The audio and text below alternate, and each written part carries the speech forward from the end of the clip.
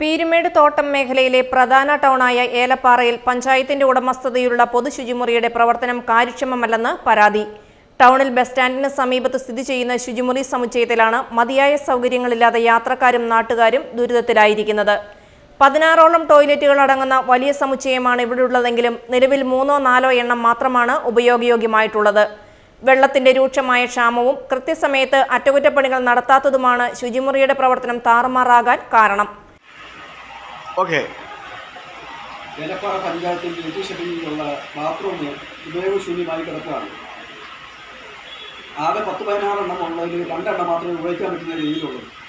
വെള്ളമില്ല. ജപ്പാൻ കുടിവെള്ള ആഴ്ചയിൽ ഒന്നാണ് വരുന്നത്. ചെപ്പിറ്റാക്കി നിറഞ്ഞു കിടക്കുകയാണ്.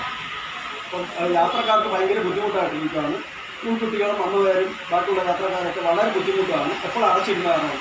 അതിന് ഏലപ്പാറ പഞ്ചായത്തിലെ ബന്ധപ്പെട്ട അധികാരികൾ നടപടിയെടുക്കുമെന്നാണ് പറയാനുള്ളത്.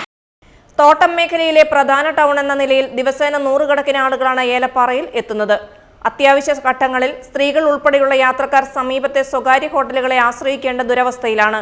മുൻപും സമാനമായ രീതിയിൽ ശുചിമുറിയുടെ പ്രവർത്തനം പ്രതിസന്ധിയിലായപ്പോൾ പഞ്ചായത്തിന്റെ നേതൃത്വത്തിൽ ഇടപെട്ട് പരിഹരിച്ചിരുന്നെങ്കിലും കുറഞ്ഞ നാളുകൾക്കുള്ളിൽ വീണ്ടും പഴയപടിയാകുകയായിരുന്നു.